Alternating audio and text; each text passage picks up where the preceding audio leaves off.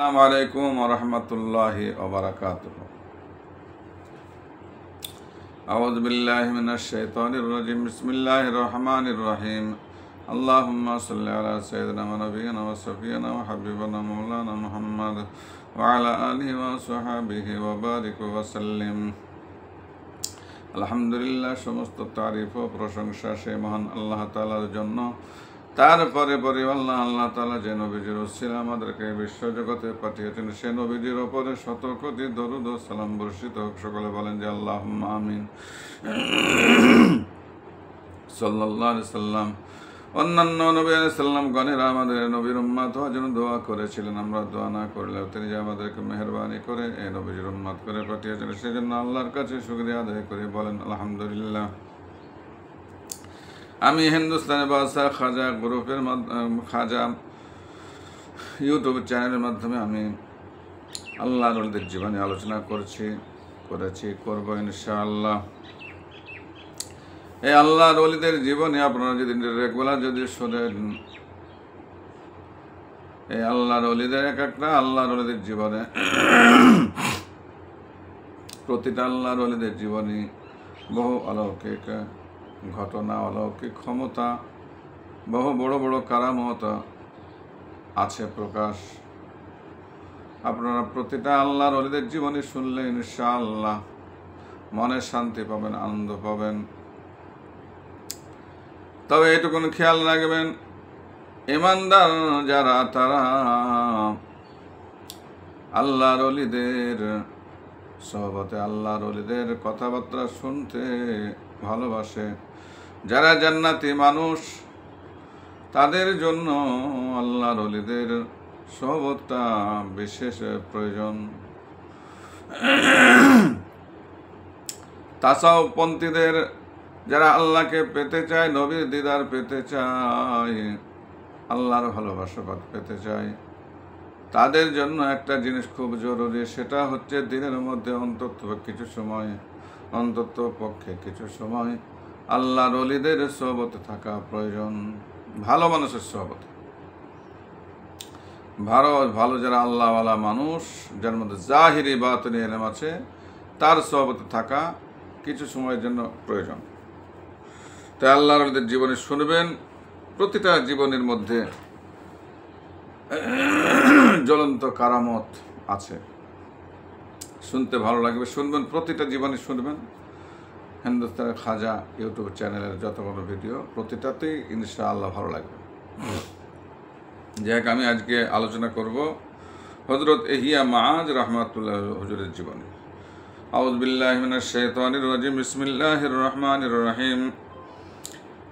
কোন সাধক বলেন, পৃথিবীতে আল্লাহর দুজন বিশিষ্ট দাস সৃষ্টি হয়েছে।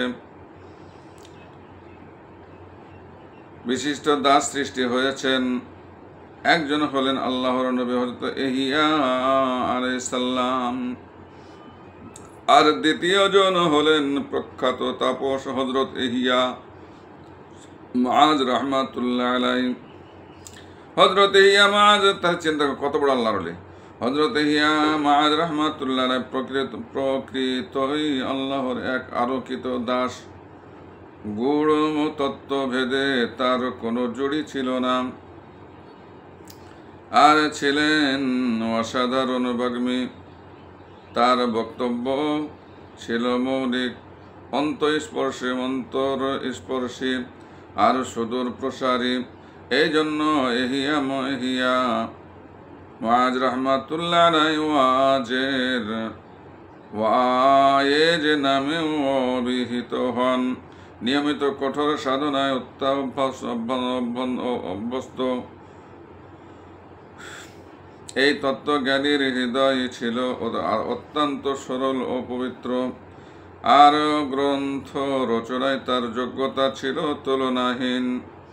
আল্লাহ ভীতি কাকে বলে, তার জীবন তার এক প্রকৃষ্ট উদাহরণ। আবার আল্লাহর রহমত লাভের ওপর তার আস্থাও ছিল অবিচল। এদিক দিয়েও তিনি এক আদর্শ স্বরূপ। পরবর্তীকালে এক তাপস সমাবেশে প্রশ্ন ওঠে, নবী জাকারিয়া আলাইহিস সালাম ও নবী ইয়াহইয়া আলাইহিস সালাম সম্পর্কে কিছু কিছু জানা যায় বটে, তবে মহানবীর শ্রেষ্ঠ উম্মত তাপসকুল তিলক হযরত ইয়াহইয়া মুআয রাহমাতুল্লাহ সম্বন্ধে কিছুই জানা হয়নি। এই সম্পর্কে তাপসগণ কিছু বলুন। এ প্রশ্নের জবাবে তাপসগণ বলেন, আমরা যতদূর জানি তাতে শিশুকাল থেকে আজীবন তিনি একটিও কবিরা গুনাহ করেননি। সুবহানাল্লাহ। আর সাধনার ক্ষেত্রে তার তুল্য পরিশ্রমী সে যুগে আর দেখা যায়নি। আল্লাহর রহমতের ওপর নির্ভরতা ও সুকঠিন আল্লাহ ভীতি সম্বন্ধে তিনি তার শিষ্যদের বলেন, দুটি কাজই ইমানের স্তম্ভ, এর যে কোনো একটি ছেড়ে দিলে ইমান মজবুত থাকে না। আসলে দুয়ের মধ্যে একটা সংগতি আছে, কেননা আল্লাহর রহমতের প্রতি অবিচল আশাবাদীরাও আল্লাহর রহমত লাভের আশায় তার ইবাদত করেন। আবার আযাবের ভয়ে ভীত ব্যক্তিরাও কঠিন আযাবের হাত থেকে পরিত্রাণের আশায় তার ইবাদত করেন। অর্থাৎ একজন ইবাদত করেন আল্লাহর বিচ্ছেদ আশঙ্কায়, আর অন্যজন তার ইবাদত করেন তার সঙ্গে মিলন কামনায়। তবে ইবাদতের মধ্যে যতক্ষণ না আশা ও ভয় যুক্ত হয় ততক্ষণ পর্যন্ত ইবাদত পূর্ণ হয় না। আবার ঠিক এভাবে ইবাদত না থাকলে আশা ও ভয় উদ্ভব ঘটে না। আবার ঠিক এভাবে ইবাদত না থাকলে আশা ও ভয়েরও উদ্ভব ঘটে না। খোলাফায়ে রাশিদিনের পর একমাত্র হযরত ইয়াহইয়া মুআয রাহমাতুল্লাহ আলাইহি, ইয়াহইয়া ইবনে মুআয রহমত সেই দুর্লভ সৌভাগ্যের অধিকারী যিনি নবী করিম সাল্লাল্লাহু আলাইহি সাল্লামের মিম্বরে দাঁড়িয়ে ভাষণ দিয়েছেন, আর কোনো অলির ভাগ্যে এমনটি জোটেনি। তার ভাষণের প্রভাবে ঘৃণ্য পাপেরাও পাপ কর্ম পরিহার করে পবিত্র পথের পথিক হয়। হযরত ইয়াহইয়া মুআয রাহমাতুল্লাহ এর এক ভাই মক্কায় বাস করতেন। তিনি একবার হযরত ইয়াহইয়া মুআয রাহমাতুল্লাহ এক চিঠিতে লেখেন, আমার মনে 3টি আকাঙ্ক্ষা ছিল, তার মধ্যে 2টি পূরণ হয়েছে, আশা করি আল্লাহ বাকিটাও পূরণ করবেন। সে 3টি বাসনা হলো, আমি যেন একটি পুণ্য স্থানে বসবাস করতে পারি। আল্লাহর রহমতে আমি মক্কা শরীফে আছি, যা পৃথিবীর পবিত্রতম স্থান। 2, আল্লাহ যেন আমাকে একজন উত্তম সেবক দেন, যে আমাকে ঠিক মতো ওজুর পানি জোগাড় করে দেবে। আমার এ আশাও পূর্ণ হয়েছে। 3, আমার তৃতীয় কামনাটি এই যে মৃত্যুর পূর্বে একবারও যেন তোমার সঙ্গে আমার দেখা হয়। আশা করছি আল্লাহ এটিও অপূর্ণ রাখবেন না। চিঠি পেয়ে হযরত ইয়াহইয়া মুআয রাহমাতুল্লাহ উত্তর দিলেন, ভাই, তোমার চিঠি পেয়েছি। জবাবে আমি যা লিখলাম মনোযোগ দিয়ে পড়ো আর সে বিষয়ে চিন্তা ভাবনা করো। তুমি লিখেছ, পবিত্র স্থানে বাস করার আশা করেছি, সে আশা পূর্ণ হয়েছে। মনে হয় তুমি ধন্য হয়েছ, কিন্তু শোনো, তোমার নিজের পুণ্যবান হওয়া চাই, কেননা নিজে পুণ্যবান না হয়ে পুণ্য স্থানে বাস করলে তাতে কোনো লাভ হয় না, কোনো লাভ নেই। পুণ্য স্থান তার অধিবাসীকে কখনো পুণ্য করে না, বরং পুণ্যবান মানুষের দ্বারা অপবিত্র স্থানগুলো পবিত্র হয়ে থাকে। সুবহানাল্লাহ, সুবহানাল্লাহ, সুবহানাল্লাহ, আলহামদুলিল্লাহ, আল্লাহু আকবার। তুমি লিখেছ, তোমার দ্বিতীয় আকাঙ্ক্ষা ছিল একটি উত্তম সেবক লাভের, তাও তুমি পেয়েছ। এ ব্যাপারে তোমার জানা উচিত, যদি তোমার সূক্ষ্ম ও তীক্ষ্ণ তীক্ষ্ণ কান থাকত, তাহলে তুমি আল্লাহর এক বান্দাকে তোমার সেবকে পরিণত করে আল্লাহর ইবাদত থেকে তাকে বঞ্চিত করে তোমার হুকুম তাবিরে নিয়োগ করতে নাম। আসলে এরূপ মনিব হওয়া অপেক্ষা তোমারই গোলাম হওয়া উচিত ছিল, কেননা মালিকানার ব্যাপারটি আল্লাহর নিজস্ব। সুবহানাল্লাহ, সুবহানাল্লাহ। আর দাসত্ব হলো মানুষের ব্যাপার। আর কথাও ঠিক যে দাসের দাসত্ব করাই সফলীয়। তা না করে যদি আল্লাহর নিজস্ব বস্তুর আশা করা হয়, তবে তাকে ফেরাউনের আশার তুল্য বলা যেতে পারে। তুমি তোমার তৃতীয় অভিলাষের কথা দেখেছ। আমার সহিত সাক্ষাৎ করা এ বিষয়ে দুটি কথা শোনো। তুমি যদি প্রকৃতপক্ষে আল্লাহর দিকে দৃষ্টিপাত করতে তাহলে আমি তো তোমার খেয়ালেই আসতাম না। সুবহানাল্লাহ, সুবহানাল্লাহ। তোমাকে বলছি, তুমি মহান আল্লাহর সঙ্গে সম্পর্ক স্থাপন করো, যেন তোমার ভাই বোনের কথা স্মরণ না হয়। তুমি না জানো এমন নয় যেখানে নিজের প্রাণাধিক প্রিয় পুত্র কোরবানি করা হয়, সেখানে ভয়ের কথা তো উঠতেই পারে না। যদি তুমি আল্লাহকে লাভ করে থাকো, তবে আমার দ্বারা আর কি প্রয়োজন। তিনি তার এক বন্ধুকে মর্মে চিঠি দেন যে, মনে রেখো এ পৃথিবী স্বপ্ন সদৃশ্য, আর পরকাল জাগ্রতের মতো। যে ব্যক্তি স্বপ্ন দেখবে সে তো রোদন করবে, আর তার অর্থ হলো সে জাগ্রত অবস্থায় হাসবে ও খুশি হবে। কাজে তোমার স্বপ্ন জগতে বেশি ক্রন্দন করা চাই, তাহলে বাস্তব জীবনে বেশি করে হাসবে ও সন্তুষ্ট হতে পারবে। অর্থাৎ স্বপ্ন জগতে তথা দুনিয়ায় যারা বেশি হাসবে, বাস্তব জগতে তথা পরকালে তারা বেশি কাঁদবে। এবার তিনি তার ভাইকে সঙ্গে নিয়ে একটি সুন্দর গ্রামে বেড়াতে যান। সে গ্রামের প্রাকৃতিক পরিবেশ ও সৌন্দর্য দেখে ভাই তার খুব তারিফ করেন। তখন হযরত ইহইয়া মাআদ রাহমাতুল্লাহ বললেন, এই গ্রামের চেয়ে সুন্দর হলো সেই অন্তঃকরণ যা আল্লাহর স্মরণে নিয়োজিত থাকে।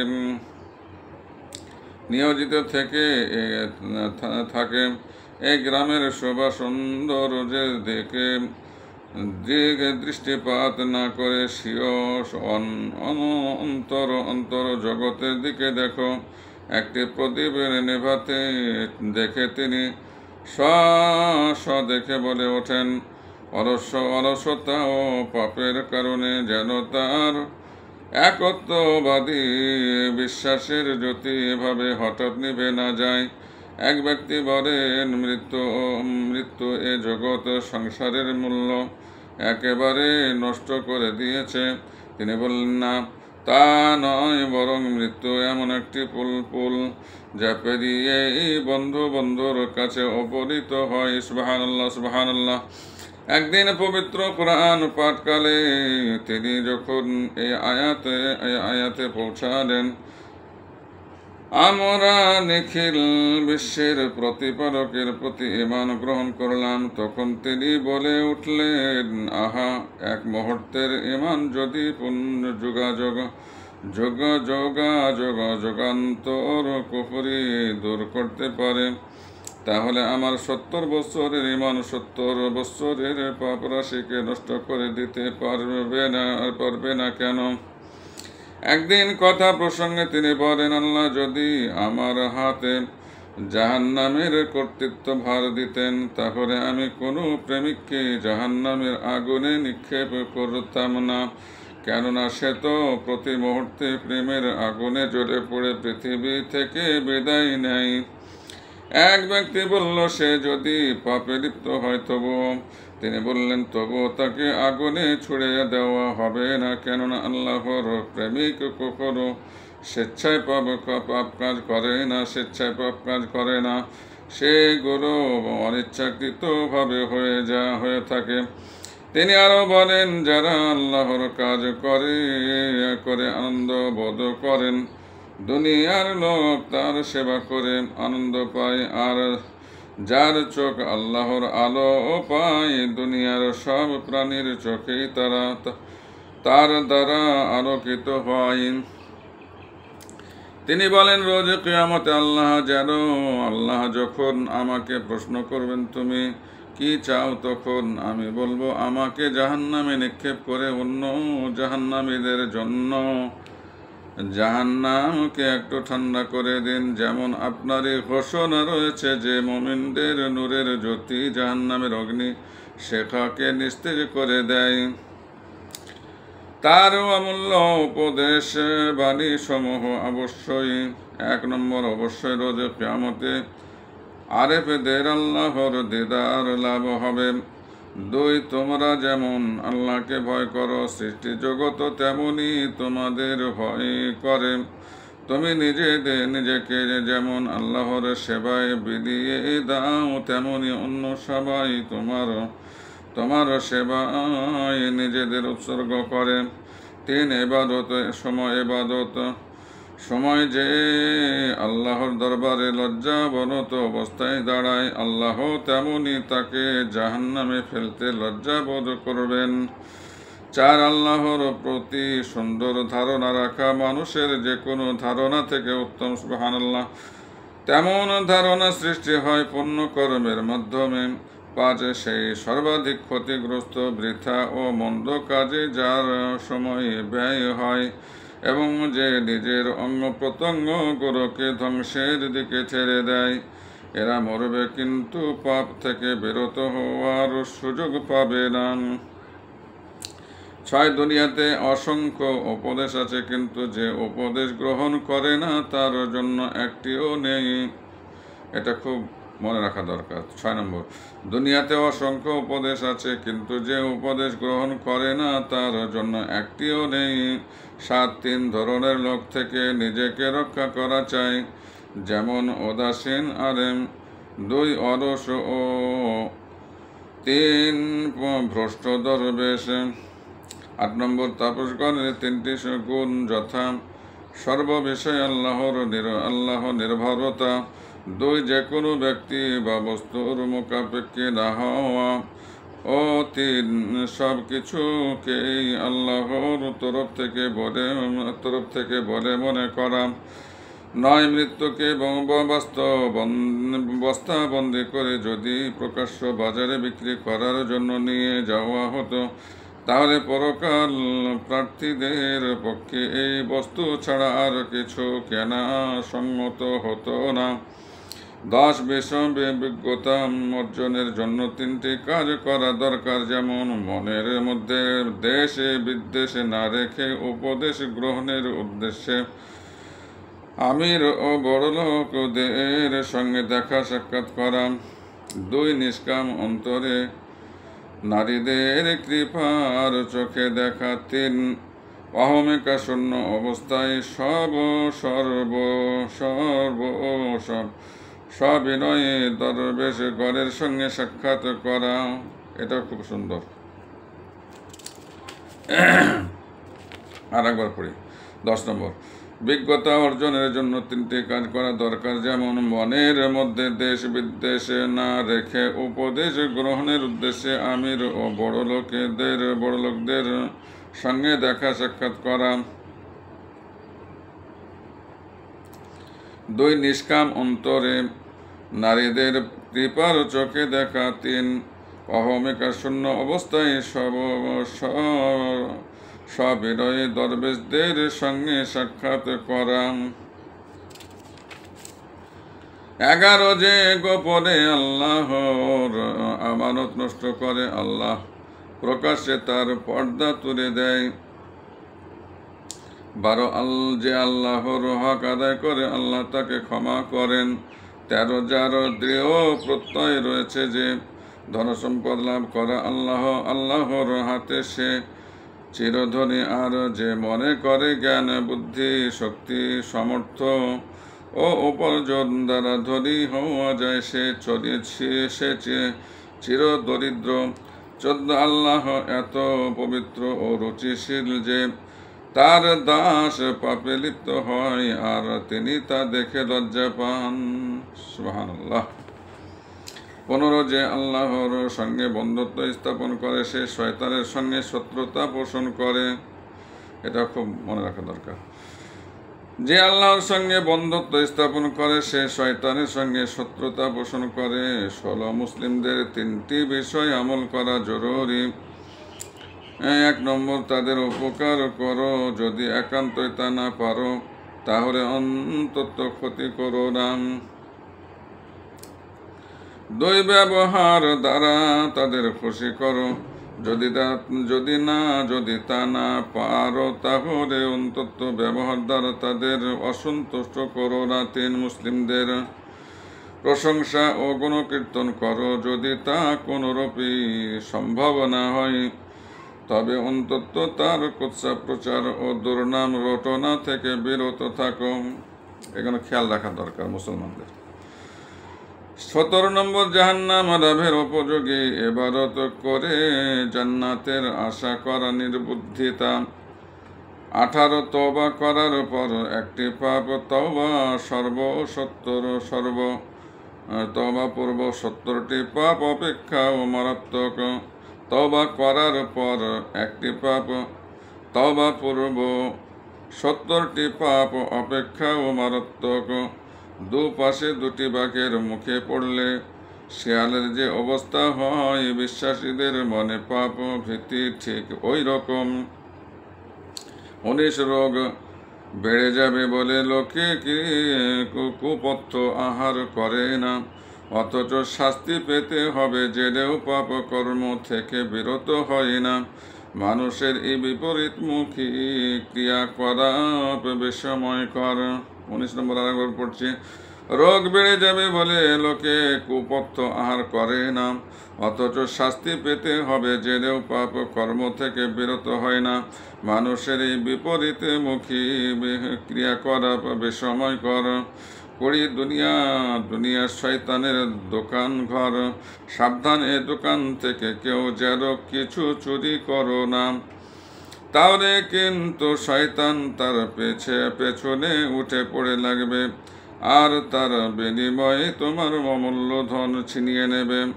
21, দুনিয়া এক নববধূর মতো, যারা তাকে মনের মতো ভোগ করতে চায় তারা নানাভাবে সাজিয়ে তার রূপ ও সৌন্দর্য বাড়িয়ে নেয়, কিন্তু যাদের নিকট অপছন্দনীয় তারা রাগে ও বিরক্তিতে এর চুল উপড়ে ফেলে মুখে চুন কালি মাখিয়ে দেয়।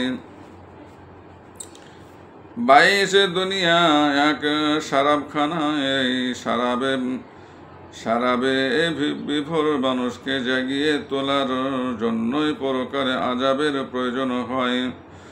23, আল্লাহ বলেন, দাসগণ আমার প্রতি অভিযোগ করে অথচ তারা ভাবে না আমি জান্নাত ও জাহান্নামের মালিক হয়েও তাদের মনে মন জুগিয়ে চলি।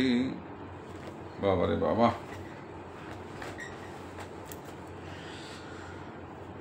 জুগিয়ে চলি। আল্লাহ বলেন, দাসগণ আমার প্রতি অভিযোগ করে অথচ তারা ভাবে না আমি জান্নাত ও জাহান্নামের মালিক হয়েও তাদের মন জুগিয়ে চলি। সুবহানাল্লাহ। 24, দুনিয়া মানুষের জন্য এমনই এক নিকৃষ্ট বস্তু যে তার কামনা করলে সে আল্লাহ থেকে দূর করে দেয়। এটা চিন্তার বিষয় নয় কি যে দুনিয়া হাসিল করলে কি অবস্থা দাঁড়াতে পারে। 25, 3 প্রকার লোকই প্রকৃত বুদ্ধিমান, যথা সংসার ত্যাগী, 2 মৃত্যুর আগে যে কবরের মাল পত্র সঞ্চয় করে ও 3 আল্লাহর সঙ্গে মিলিত হওয়ার আগে যে তাকে সন্তুষ্ট করে। সুবহানাল্লাহ। 25 নম্বর আরেকবার, 3 প্রকার লোকই প্রকৃত বুদ্ধিমান, যথা সংসার ত্যাগী, 2 মৃত্যুর আগে যে কবরের মালপত্র সঞ্চয় করে ও 3 আল্লাহর সঙ্গে মিলিত হওয়ার আগে যে তাকে সন্তুষ্ট করে। 26, এ যুগে মানুষের সামনে 2টি বড় বিপদ, যা আগের যুগের মানুষ কল্পনাও করেননি, কেননা তারা সম্পদ সঞ্চয়ের অভ্যস্ত ছিল না। বিপদ দুটি হলো, এখন না খেয়েও মানুষ সঞ্চয় করে, কিন্তু মৃত্যুকালে তা অন্য হাতে চলে যায়। কত সুন্দর কথা! এই সম্পদের হিসাব কিন্তু সঞ্চয়কারীকেই দিতে হবে। 26 নম্বর আরেকবার। এই যুগে মানুষের সামনে দুটি বড় বিপদ, যা আগের যুগের মানুষ কল্পনাও করেননি, কেননা তারা সম্পদ সঞ্চয় অভ্যস্ত ছিল না। বিপদ দুটি হলো, এখন না খেয়েও মানুষ সঞ্চয় করে, কিন্তু মৃত্যুকালে তা অন্য হাতে চলে যায়। 2, এই সম্পদের হিসাব কিন্তু সঞ্চয়কারীকেই দিতে হবে। এখানে মনে রাখবেন, 27 ধনদৌলত হলো সাপ ও বিছার মতো। মন্ত্রণা শিখে সাপ ও বিছার গায়ে হাত দেবে না, কেননা তাতে প্রাণ নাশের সমূহ সম্ভাবনা। ধনসম্পদ বৈধভাবে উপার্জন করা ও সৎ পথে ব্যয় করা হলো তার মন্ত্র। 28 পশমি কম্বল পরে দরবেশের পোশাক ধারণ একটি ব্যবসার মতো, আর সংসার ত্যাগের আলাপ আলোচনা একটি পেশার মতো। 28 নম্বর আরেকবার। পশমি কম্বল পরে দরবেশের পোশাক ধারণ একটি ব্যবসার মতো, আর সংসার ত্যাগের আলাপ আলোচনা একটি পেশার মতো। 29 উপবাস জ্যোতি সদৃশ্য, আর পরিতৃপ্তি আহার আগুন তুল্য। 29 নম্বর একবার। উপবাস জ্যোতি সদৃশ্য, আর পরিতৃপ্তি আহার আগুন তুল্য। 30 সাধক 3 প্রকার।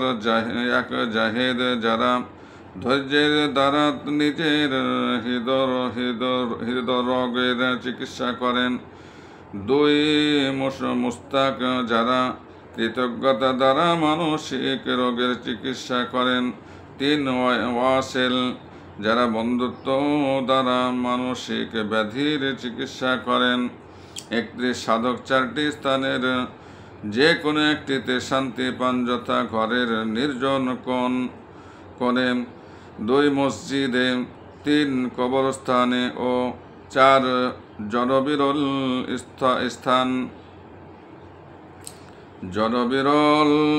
স্থান। 32 ধৈর্যশীলের পরিচয় সংকটকালে। 32 নম্বর আরেকবার। ধৈর্যশীলের পরিচয় সংকটকালে। 33 আমল 3টি বিষয়ের ওপর নির্ভরশীল। 1 ধর্মীয় জ্ঞান, 2 পবিত্র সংকল্প ও 3 আল্লাহর সন্তুষ্টির উদ্দেশ্য। 34 তাওয়াক্কুল মানুষকে অধীনতা মুক্ত করে, তার সাথে আল্লাহর সন্তুষ্টি উদ্দেশ্য যুক্ত হয়ে সফল আনে, আর আল্লাহর নির্দেশে রাজি থাকার কারণে জীবন সুখের হয়। 35 নম্বর ঈমান 3টি বস্তুর মধ্যে নিহিত, যথা ভয়, আশা ও 3 প্রেম। ভয় আল্লাহর আযাবের ভয় দ্বারা পাপ দূর হয়। আশা জান্নাতের আশা দ্বারা ইবাদতে মনে আকৃষ্ট হয় ও পদমর্যাদা বৃদ্ধি পায়। আর প্রেম আল্লাহর প্রেম দ্বারা আল্লাহর সন্তুষ্টি অর্জিত হয়। 36 প্রকৃত আরিফ তিনি, যিনি আল্লাহর জিকির ছাড়া কোনো কিছুকে বেশি ভালোবাসেন। সুবহানাল্লাহ। 36 আর একবার। প্রকৃত আরিফ তিনি, যিনি আল্লাহর জিকির ছাড়া কোনো কিছুকে বেশি ভালোবাসেন না। 37 মারেফাতের হক পুরোপুরি আদায় না করলে অন্তরে তা প্রতিষ্ঠিত হয় না। 38 অন্তরে আল্লাহর ভয় এক বৃক্ষ স্বরূপ, প্রার্থনা আর কান্না তার ফল স্বরূপ। মানুষ যখন আল্লাহ ভীরু হয়, তখন তার শরীরের সকল অঙ্গ প্রত্যঙ্গই তার দাসত্ব করে এবং সে আল্লাহর নাফরমানি থেকে বিরত থাকে। সব জিনিসেরই একটি শোভা বা সৌন্দর্য থাকে। উপাসনার শোভা হলো আল্লাহর ভীতি, আল্লাহ ভীতির নিদর্শন হলো পার্থিব আশা আকাঙ্ক্ষার বিলুপ্তি, নিজেকে ক্ষুদ্র মনে করা হলো উঁচু দরের ধর্মভীরতা। নিজেকে ক্ষুদ্র মনে করা হলো উঁচু দরের ধর্মভীরতা। 39 তৌহিদ হলো জ্যোতি আর শিরক হলো আগুন, তৌহিদের আলো পাপের আগুনকে জ্বালিয়ে পুড়িয়ে দেয়। 40 ধর্মনিষ্ঠ দু রকমের যথা, এক জাহিরি ও দুই বাতেনি। জাহিরি ধর্মনিষ্ঠা তাকে বলে যখন আল্লাহর নির্দেশের বিরুদ্ধে কিছু করা না হয় আর আল্লাহ ছাড়া অন্তরে অন্য কিছু স্থান না দেওয়াকে বলে বাতিলি ধর্মনিষ্ঠা। 41 জোহদ শব্দ 3টি হরফ দ্বারা গঠিত যথা জাল, জাল, হা, দাল। 3টি বর্জনীয় বস্তুর অর্ধ অক্ষর দ্বারা শব্দটি তাৎপর্য ব্যণ্ডিত হয়েছে, যেমন জাল দ্বারা জিনাত বা সৌন্দর্য বোঝানো হয়েছে, জাল যা বর্জনীয়। হা দ্বারা হাওয়া বা ইচ্ছা বোঝানো হয়েছে, তা ও বর্জনীয়। আর দাল দ্বারা দুনিয়া সাংকেতিক হয়েছে, আর দুনিয়া তো বর্জনীয় বস্তুর মধ্যে প্রধান। 42 মৃত্যু ও বিনাশ দুটি বস্তু, সৃষ্টির সঙ্গে বিচ্ছিন্ন হওয়ার নাম মৃত্যু, আর আল্লাহর সঙ্গে বিচ্ছিন্ন হওয়াই হলো বিনাশ। 43 খাঁটি তওবার, 42 আর একবার। মৃত্যু ও বিনাশ দুটি বস্তু, সৃষ্টির সঙ্গে বিচ্ছিন্ন হওয়ার নাম মৃত্যু, সৃষ্টির সঙ্গে বিচ্ছিন্ন হওয়ার নাম মৃত্যু, আর আল্লাহর সঙ্গে বিচ্ছিন্ন হওয়াই হলো বিনাশ। 43 খাঁটি তওবার লক্ষণ 3টি যথা খুব বেশি রোজা রাখার কারণে খুব কম খাওয়া, বেশি নামাজ পড়ার জন্য খুব কম ঘুমানো, ও 3 আল্লাহর ধ্যানে মগ্ন থাকার কারণে খুব কম কথা বলা। 44 আল্লাহর ধ্যান যাবতীয় পাপকে ডুবিয়ে দেয়, আল্লাহর রেজামন্দি যাবতীয় কামনার অবসান ঘটায়, আল্লাহর প্রেম অন্তরে ভয় ভীতির সঞ্চার করে, অন্য যে কোনো বন্ধুত্বকে ভুলিয়ে দেয়। হযরত ইহইয়া মাআদ রাহমাতুল্লাহ আলাইহিকে প্রশ্ন করা হয়, আল্লাহ আমাদের প্রতি সন্তুষ্ট কিনা তা কি করে বুঝব? তিনি বললেন, যদি তুমি আল্লাহর প্রতি সন্তুষ্ট থাকো তবে তা এ কথার লক্ষণ যে আল্লাহ ও তোমার প্রতি সন্তুষ্ট আছেন। কত সুন্দর কথা। প্রশ্ন এমন কে আছে যে আল্লাহর প্রতি অসন্তুষ্ট অথচ মারেফাতের দাবি করে? উত্তর, যে আল্লাহর নিয়ামত সমূহের প্রতি শিথিলতা প্রদর্শন করে তার গজবে পতিত হয়,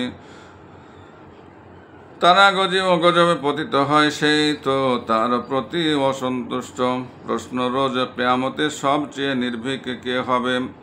উত্তর, যে দুনিয়াতে সবচেয়ে আল্লাহ ভীরু। প্রশ্ন, মানুষ তাওয়াক্কুলের নিকটবর্তী কখনো হতে পারে? উত্তর, যখন সে সব কাজে আল্লাহর প্রতি নির্ভর করতে প্রস্তুত। প্রশ্ন ধনীকে? উত্তর, যে সব ছেড়ে শুধু আল্লাহর আশ্রয় গ্রহণ করে। প্রশ্ন আরিফকে?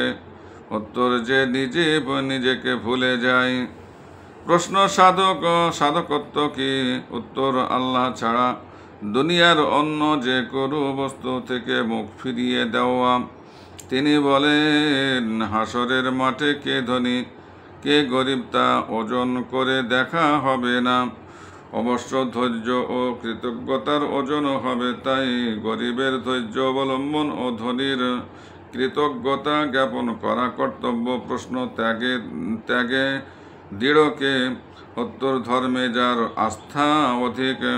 প্রশ্ন, প্রেমের লক্ষণ কি? উত্তর, পুণ্য কর্মে খুব বেশি আগ্রহ প্রদর্শন ও দুনিয়ার ক্ষতির প্রতি প্রক্ষেপ না করা।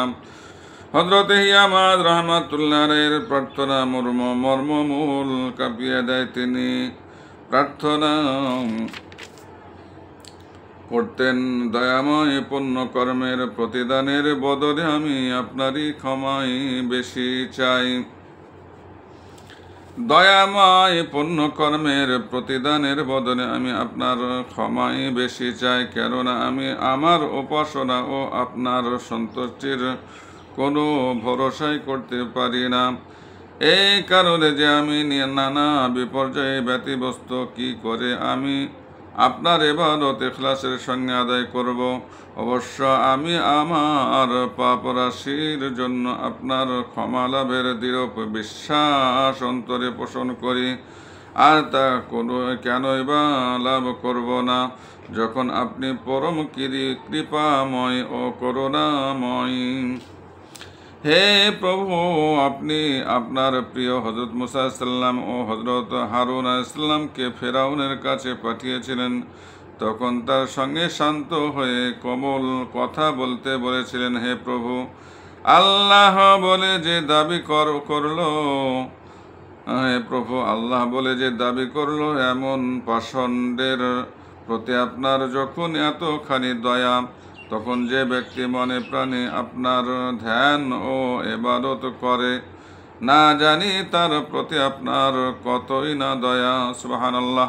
প্রভু গো, যে ফেরাউন বলেছিল আমি তোমাদের প্রধান, আল্লাহ তার মতো পাপীর প্রতি আপনার এ ধরনের কৃপা দৃষ্টি থাকলেন জানি না, যে বলে আমার মহাপ্রভু পবিত্র, তার প্রতি আপনার দয়া কতখানি হবে। সুবহানাল্লাহ। হে মাবুদ, ধন বলতে এই কম্বলখানা ছাড়া আমার আর কিছুই নেই। এও আমার অতি প্রয়োজনীয় বস্তু বটে, তবুও যদি অভাবী মানুষ সেটি নিতে আসে, আমি খুশি মনে তাকে তা দান করব। আপনার রহমতের ভান্ডার অফুরন্ত, অথচ একটি কণারও আপনার প্রয়োজন নাই। সুবহানাল্লাহ। আপনার রহমতের ভান্ডার অফুরন্ত, অথচ একটি কণারও আপনার প্রয়োজন নেই। তবে বলুন দেখি, আপনার রহমতের কাঙ্গাল এই অসংখ্য বান্দার প্রতি দয়া প্রদর্শন করতে আপনি কুণ্ঠিত হতে পারেন কি?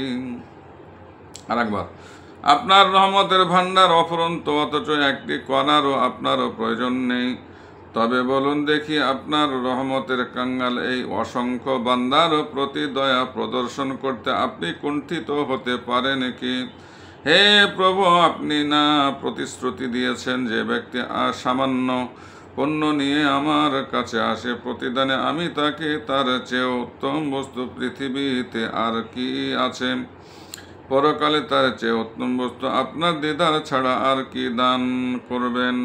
প্রভু আমার, আপনার সত্তা যেমন তুলনাহীন, আপনার কাজও তাই। প্রভু, যে যাকে ভালোবাসে সে সর্বদা তার সব রকমের আরাম কামনা করে। তবে আপনি যাকে ভালোবাসেন, কি করে তার ওপরে বিপদের বোঝা চাপিয়ে দেবেন? দয়াময়, পৃথিবীতে আপনি আমাকে যা দিতে চান তা কাফেরদের দিয়ে দিন, আর পরকালে যা দিতে চান তা বিশ্বাসীদের দিন। আমাকে শুধু দুনিয়াতে আপনার ধ্যানের তৌফিক ও পরকালে আপনার দিদার দান করুন। আমি পাপী বলে আপনার দরবারে প্রার্থনা করা থেকে বিরত থাকব কেন? পাপের কারণে আপনি তো আমাকে দয়া প্রদর্শনে বিরত নন। সুবহানাল্লাহ, সুবহানাল্লাহ। হে মাবুদ, আপনার ক্ষমা জনিত ও আমার দুর্বলতা জনিত কারণে পাপ ও অপরাধ ঘটে। আমার দুর্বলতার প্রতি লক্ষ্য করে বা আপনার ক্ষমা গুণের দিক থেকে যে দিকে দিয়েই হোক আমাকে ক্ষমা করুন। সুবহানাল্লাহ, সুবহানাল্লাহ। হে মারাকবার, হে মাবুদ, আপনার ক্ষমা জনিত ও আমার দুর্বলতা জনিত কারণে পাপ ও অপরাধ ঘটে। আমার দুর্বলতার প্রতি লক্ষ্য করে বা আপনার ক্ষমা গুণের দিক থেকে যে দিক দিয়েই হোক আমাকে ক্ষমা করুন। সুবহানাল্লাহ। প্রভু, আমি আমার পাপের কারণে আপনাকে ভয় করি,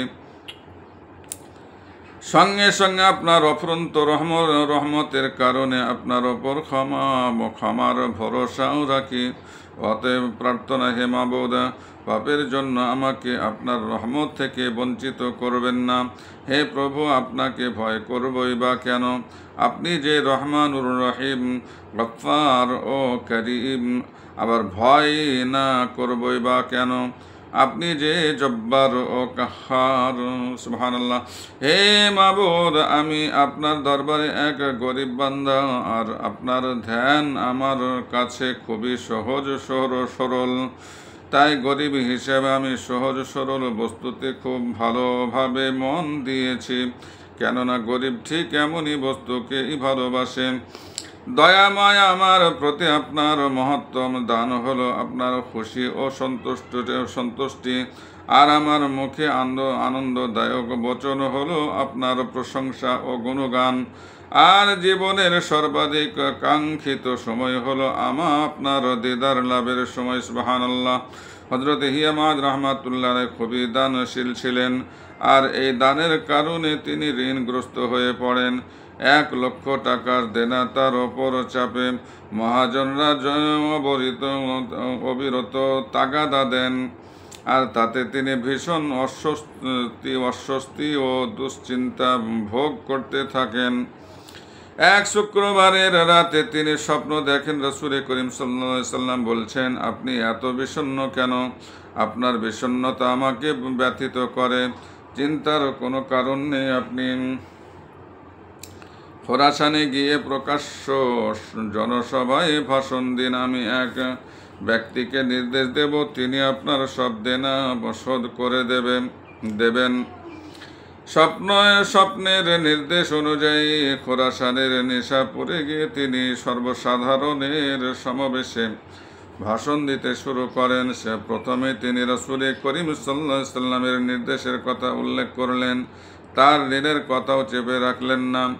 এ কথা শোনা মাত্র সঙ্গে সঙ্গে একজন 40,000 ও অন্য একজন 10,000 টাকা দান করলেন, কিন্তু তিনি তা গ্রহণ না করে বললেন, রাসূলুল্লাহ সাল্লাল্লাহু আলাইহি সাল্লামের নির্দেশ ছিল একজনই আমার 1,00,000 টাকা ঋণ শোধ করে দেবেন। যা হোক, এরপরে তিনি এমন জ্ঞান ওজন ওজস্বিনী বৃত্তিত্বা দিতে শুরু করলেন যে তার তীব্রতা সহ করতে না পেরে সভাস্থলে 7 ব্যক্তির মৃত্যু ঘটে। সুবহানাল্লাহ। অতঃপর নিশাপুর থেকে তিনি গেলেন বলকে, আর যে সেখানে পণ্ডিত্যপূর্ণ বৃত্তিত্বায় অভিভূত হয়ে বৃত্তিত্বা বিষয়ে ছিল ধন সম্পদের ফজিলত। একজন শ্রোতা তৎক্ষণাৎ 1,00,000 টাকা উপহার দিলেন। একজন দরবেশ বিরক্ত হয়ে বললেন, ধনপ্রাচুর্যের এরকম ফজিলত বর্ণনা করা ঠিক হয়নি। তিনি আবার বেরিয়ে পড়লেন, কিন্তু দুর্ভাগ্যক্রমে তার সব টাকা লুটো হয়ে গেল। তখন দরবেশের বিরক্তির কথা তার মনে পড়ল। হয়তো এই বিরক্তির ফলে তিনি হতহৃত সর্বস্ব হলেন। এবার ভাষণ দিলেন হীরায়। সেখানেও তিনি তার স্বপ্নের বিবরণ পেশ করলেন। ওই সভায় উপস্থিত ছিলেন এক আমির দুহিতা। তিনি বললেন যে রাতে হযরত হিয়ামাদ রাহমাতুল্লাহ স্বপ্ন দেখেন, ঠিক সেই রাতে তিনিও স্বপ্নে রাসূল করিম সাল্লাল্লাহু আলাইহি সাল্লামের নির্দেশ পেয়েছেন যে অমুকের দেনা পরিশোধ ও অন্যান্য কাজের জন্য 3,00,000 টাকা দান করতে হবে। তাকে নিজে গিয়ে টাকা দিতে হবে কিনা তাও তিনি নবী মুস্তাফা সাল্লাল্লাহু আলাইহি সাল্লামকে জিজ্ঞেস করেন, কিন্তু রাসূল করিম সাল্লাল্লাহু আলাইহি সাল্লাম জানান না তিনি নিজেই আসবেন। আমির কন্যা টাকা দিতে রাজি হওয়ার পরেও তাকে একটি অনুরোধ করলেন। হযরত হিয়ামাদ রাহমাতুল্লাহ যেন সেখানে আরও 4 দিন ভাষণ দেন। তিনি সেই অনুরোধ রাখলেন, কিন্তু ওই 4 দিনের দৃপ্ত ভাষণ 45 জন প্রাণ হারান। ভাষণ শেষে তিনি যখন বিদায় নেবেন, তখন আমির কন্যার নগদ 3,00,000 টাকা, সোনা রূপা অন্যান্য সামগ্রী এনে হাজির করলেন 7টি উট বোঝাই করে। আর এসব নিয়ে তিনি যাত্রা করলেন। সঙ্গে তার পুত্র ছিলেন। বাড়িতে পৌঁছে তিনি পুত্রকে বললেন, দেনা শোধ করে তা যা অনুদ্ধৃত হবে তা যেন গরিব দুঃখীদের মধ্যে বিলিয়ে দেওয়া হয়। তিনি নিজে যেন কিছুই গ্রহণ না করেন, কেননা তার কথা হলো আল্লাহ যার সঙ্গে তার অন্য বস্তুর কি প্রয়োজন। পুত্রকে প্রয়োজনীয় নির্দেশ দিয়ে তিনি চলে গেলেন নিশাপুরে। সেখানে পৌঁছে সকালবেলায় সেজদাবনত হয়ে আল্লাহর তসবিহ পাঠে নিমগ্ন ছিলেন। হঠাৎ এক খণ্ড ভারী পাথর ছিটকে এসে তার মাথায় প্রচণ্ডভাবে লাগে, আর এই পাথরের আঘাতে তার প্রাণবায়ু নির্গত হয়। তার মৃত্যুর খবর ছড়িয়ে পড়ল দিকে দিকে। লোকজন তার মৃতদেহ নিয়ে গেলেন নিশাপুরে, সেখানে তিনি কবরস্থ হলেন। এখানেই শেষ। যাই হোক, আপনারা এই আল্লাহর ওলিদের জীবনীটা বেশি বেশি করে শুনবেন। ইনশাআল্লাহ আল্লাহর ওলিদের দোয়া, আমার আল্লাহর দয়া, নবী করিম সাল্লাল্লাহু আলাইহি ওয়াসাল্লামের রুহানি নজর, রুহানি দোয়া পাবেন ইনশাআল্লাহ। আসসালামু আলাইকুম ওয়া রাহমাতুল্লাহি ওয়া বারাকাতুহু।